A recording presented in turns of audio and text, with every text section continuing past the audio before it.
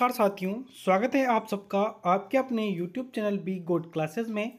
दोस्तों, यह क्लास तमाम उन सभी मित्रों के लिए है जो अभी सेकेंड ईयर में हैं। ट्रेड फिटर, जिनके भी फिटर ट्रेड है वह इस क्लास को ज़रूर ज्वाइन करें और क्लास को पूरा संपूर्ण तरीके से पूरा ज़रूर देखें, क्योंकि हम इस वीडियो में आपको पेपर हल करवाने वाले हैं। जो अभी एग्ज़ाम चल रहे हैं, सभी के एग्ज़ाम स्टार्ट हो चुके हैं, तो उस अनुसार यह एक पेपर है। पेपर को मैं हल करवाने वाला हूं, जिसको आप पूरा ज़रूर देखना, जिससे आपको पता चलेगा कि एनसीईआरटी द्वारा एग्ज़ाम में किस तरीके के क्वेश्चंस पूछे जाते हैं। ठीक है, तो यह पेपर आपके लिए बहुत महत्वपूर्ण साबित होगा, इसलिए इसको ज़रूर आप पूरा देखना। इसमें से आपको बहुत सारे क्वेश्चंस एग्जाम में देखने को मिल सकते हैं। ठीक है, तो चलिए यहाँ पर शुरुआत करते हैं। इस रिंच का नाम क्या है? आपके सामने यहाँ पर रिंच का डायग्राम दिया गया है। इस रिंच का नाम पूछा है, तो यहाँ पर इस रिंच का नाम क्या है? तो ये जो रिंच है ना, इसका नाम है हुक रिंच। क्या कहेंगे इसको? हुक रिंच कहेंगे। बी ऑप्शन यहाँ पर कंप्लीटली सही आंसर होगा। हर एक क्वेश्चन को आपको ध्यानपूर्वक समझना है और याद करना है। ठीक है, अगला क्वेश्चन आपके सामने है, जो कि है स्लिप गेज को साफ करने के लिए किस मटेरियल का उपयोग किया जाता है? तो स्लिप गेज को साफ करने के लिए जिस मटेरियल का उपयोग किया जाता है वह होता है कार्बन टेट्राक्लोराइड। ठीक है, कार्बन टेट्राक्लोराइड। अगर इस जगह कार्बन टेट्राक्लोराइड नहीं दिए तो यहाँ पर CTC दे सकता है। ठीक है, CTC दे सकता है या ClL4 दे सकता है, ये भी आप ध्यान रखना। ठीक है, अदर से और एक्स्ट्रा मैं बताऊंगा, ताकि एग्जाम में अगर क्वेश्चन अलग तरीके से आ जाए तो आपकी कोई दिक्कत ना हो। ठीक है, अगला क्वेश्चन है, जो कि है सर्कुलर टेम्पर का प्रयोग कहाँ किया जाता है? सर्कुलर टेम्पर की होती है किसी भी जो लॉक करने के लिए काम में लेते हैं। साफ्ट और पुल्ली के बीच में की लगी होती है, तो वो वाली की है ये, है ना। तो जो सर्कुलर टेपर की का प्रयोग कहाँ किया जाता है? इस की का जो उपयोग किया जाता है लाइट ड्यूटी ट्रांसमिशन में इसका उपयोग किया जाता है। यहाँ पर ए ऑप्शन कंप्लीटली आपका सही आंसर होगा। अगला क्वेश्चन है कि वे टेपर का अनुपात क्या है? कि वे टेपर का अनुपात क्या है? तो इसका जो अनुपात है वह 1:100 है। ठीक है, यानी कि डी ऑप्शन यहाँ पर कंप्लीटली सही आंसर है। यह बहुत ही महत्वपूर्ण क्वेश्चन है आपके सामने। यह हर एक क्वेश्चन में पूछा जा रहा है, इसलिए आप इसको ज़रूर याद कर लेना। ठीक है, यह है इस गेज का नाम क्या है? गेज का नाम आपको बताना है। यह जो गेज होता है यह कौन सा गेज है? तो इसको अपन प्लग गेज कहते हैं। यहाँ पर बी ऑप्शन में दिया गया है। बी ऑप्शन कंप्लीटली सही आंसर है। थ्रेड प्लग गेज इसको अपन कहेंगे। अगला क्वेश्चन आपके सामने, मल्टी स्टार्ट थ्रेड की लीड क्या है? मल्टी स्टार्ट थ्रेड की लीड क्या है? तो वह है पिच एक्स स्टार्ट्स की संख्या, यानी कि ए ऑप्शन यहाँ पर भी कंप्लीटली सही आंसर होगा। अगला क्वेश्चन है, किस सामग्री को चार्ज करने के बाद लैपिंग प्लेट को धोना है? किस सामग्री को चार्ज करने के बाद लैपिंग प्लेट को धोना है? तो वह है मिट्टी तेल। ठीक है, अगला क्वेश्चन जो कि आपके सामने है, कौन से बेयरिंग में लोडिंग बेयरिंग अक्ष के समकोण होता है? कौन से बेयरिंग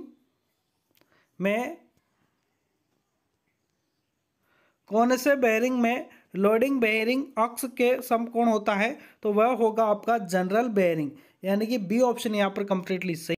अगला क्वेश्चन है आपके सामने, जो कि है किस अपघर्षक यानी कि एब्रेसिव का उपयोग नरम इस्पात और अलोह धातुओं के लेपिंग के लिए किया जाता है? अलोह का मतलब है जो कि लोहे की प्रकार की नहीं होती है, लेपिंग के लिए किया जाता है। तो वह है आपका फ्यूज्ड एल्यूमिना। ठीक है, ये क्यों की जाती है? स्टील में टेपरिंग प्रक्रिया क्यों की जाती है? तो उसका जो कारण है कठोरता और टफनेस को रेगुलेट करने के लिए। यहाँ पर डी ऑप्शन कंप्लीटली सही आंसर होगा।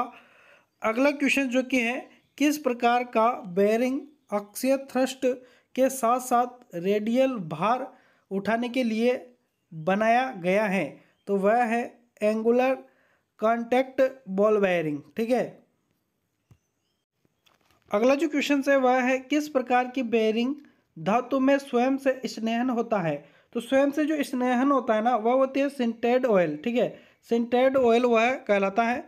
अगला क्वेश्चन आपके सामने जो कि है कौन सी धातु संक्षारण प्रतिरोध की रक्षा करती हैं और कोटिंग पर तापमान भिन्नता के कारण दरार या छिलता नहीं है। तो वह होता है जस्ता। ठीक है, अगला क्वेश्चन जो कि आपके सामने है इस बेयरिंग का नाम बताइए। यहाँ पर आपके सामने बेयरिंग है, यहाँ पर ये वाला जो है ना ये बेयरिंग का हिस्सा है, यहाँ पर शाफ्ट डाली जाती हैं। तो यह कौन सा बेयरिंग है।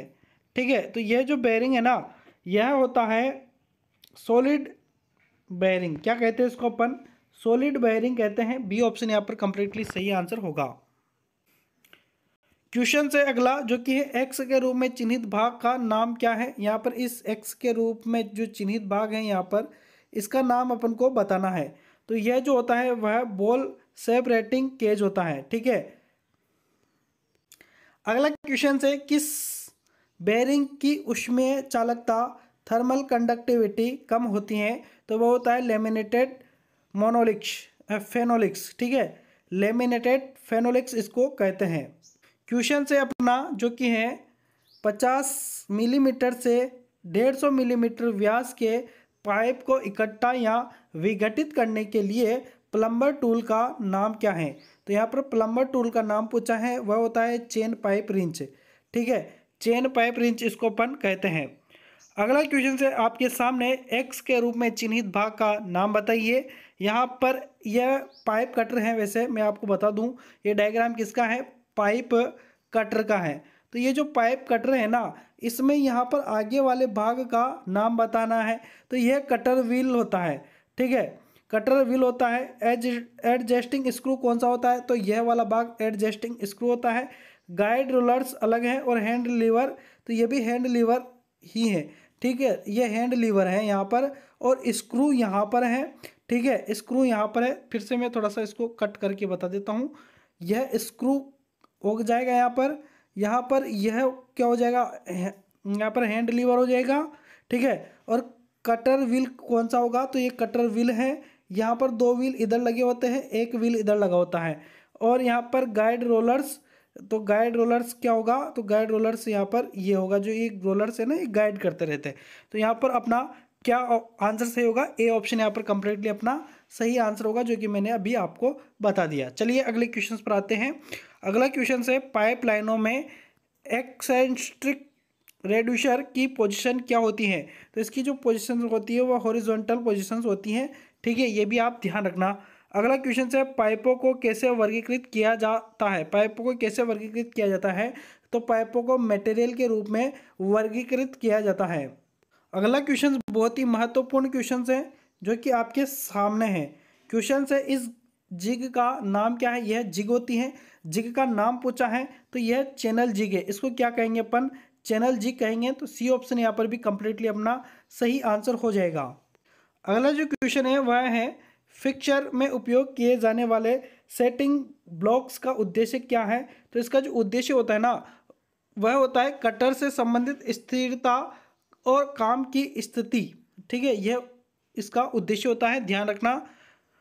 अगला क्वेश्चन है एल्यूमिनियम धातु का रंग क्या है। यह बहुत ही महत्वपूर्ण क्वेश्चन है। वाइटिश होता है, वाइटिश गे इसको कहते हैं अपन, वाइटिश गे इसको याद रखना। ठीक है, एल्यूमिनियम को कलर आपको याद रखना है, बहुत ही महत्वपूर्ण क्वेश्चन है।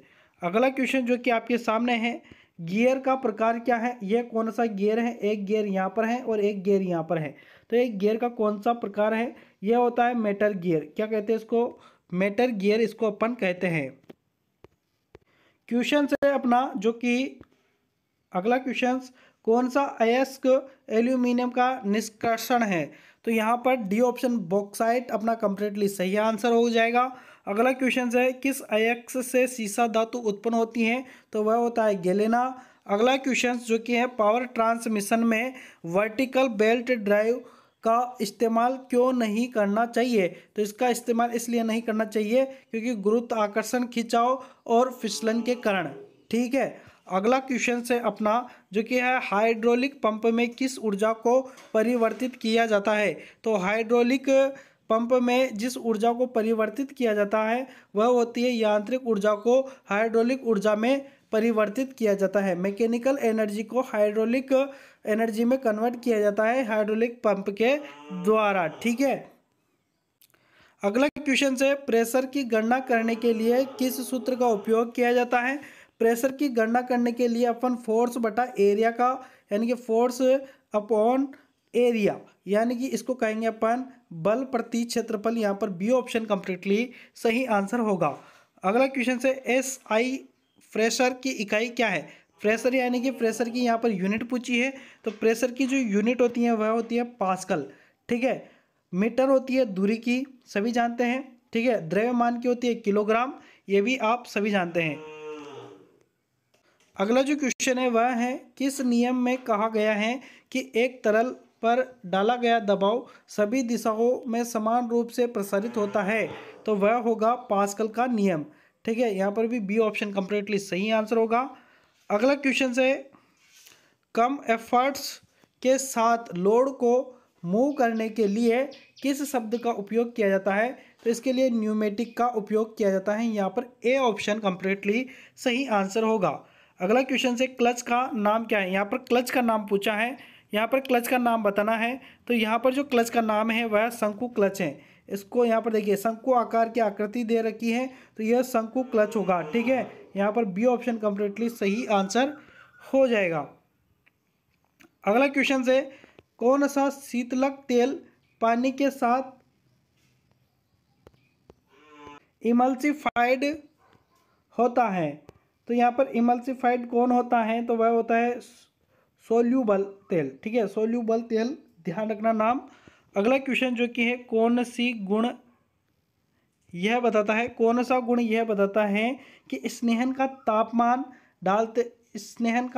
डालते समय स्वतंत्र रूप से प्रवाह करने में सक्षम है। तो यहाँ पर भी अपना सी ऑप्शन 4 पॉइंट अपना कंप्लीटली सही आंसर रहेगा। अगला क्वेश्चन से दांतेदार चेन ड्राइव का मुख्य लाभ क्या है। तो यहाँ पर जो मुख्य लाभ है वह है शांत और यूनिफॉर्म ड्राइव प्रदान करें। यहाँ पर बी ऑप्शन कंप्लीटली सही आंसर हो जाएगा। अगला क्वेश्चन से दूरस्थ स्थान और ऑफ साइट के लिए किस क्रेन का उपयोग किया जाता है। तो इसके लिए जिस क्रेन का उपयोग किया जाता है वह होती है ट्रंक माउंटेड क्रेन। ठीक है, ट्रंक माउंटेड क्रेन इसको अपन कहेंगे। अगला क्वेश्चन है हाइड्रोलिक क्रेन का उद्देश्य क्या है। हाइड्रोलिक क्रेन का जो उद्देश्य है वह होता है भारी भार उठाने या संचालन करने के लिए। यहाँ पर भी सी ऑप्शन कंप्लीटली सही आंसर। अगला क्वेश्चन है इस क्रेन का नाम क्या है। आपके सामने जो क्रेन है इसका नाम पूछा गया है। इस क्रेन का नाम है पिलर जीप क्रेन। ठीक है, पिलर जीप क्रेन इसको कहते हैं। ए ऑप्शन यहाँ पर कंप्लीटली सही आंसर होगा। अगला क्वेश्चन है भार को स्थानांतरित करने के लिए जीप क्रेन का उपयोग कैसे किया जाता है। तो इसका उपयोग क्षैतिज तरीके से किया जाता है, हॉरिजॉन्टल स्थिति में किया जाता है। ठीक है, अगला क्वेश्चन आपके सामने है जो कि जो इंजन चलती भागों में स्नेहन तेल का उपयोग करने का मुख्य उद्देश्य क्या है। चलती भागों में यहाँ पर जहाँ पर घर्षण होता है ना वहाँ पर तेल लगाने का उद्देश्य क्या है। तो वह होता है घर्षण को कम करने के लिए। ठीक है, जैसे कि बेयरिंग में अपन ऑयलिंग करते हैं तो वहाँ पर घर्षण को कम करने के लिए अपन क्या करते हैं, ऑयलिंग करते हैं। अगला क्वेश्चन जो कि है घर्षण बल पर कौन सा निर्भर करता है। तो घर्षण बल पर संपर्क स्पर्श निर्भर करता है। बी ऑप्शन यहाँ पर कंप्लीटली सही आंसर होगा। अगला क्वेश्चन है जो कि है कौन स्नेहन को बनाए रखने के द्वारा एक मशीन की दक्षता का कारण बनता है। तो वो होती है कि बढ़ती है। जितना अपन ऑयलिंग करते रहेंगे टाइम टू टाइम तो जो मशीन की दक्षता है ना वह क्या होती जाएगी, बढ़ती जाएगी। तो यह थे जो महत्वपूर्ण क्वेश्चन जो हमने आपको करवाए हैं। अपने मित्रों तक जरूर इसको शेयर कर देना ताकि वह भी इस क्लास को ज्वाइन कर सकें। ठीक है, मिलेंगे नेक्स्ट वीडियो में, तब तक के लिए धन्यवाद, शुक्रिया।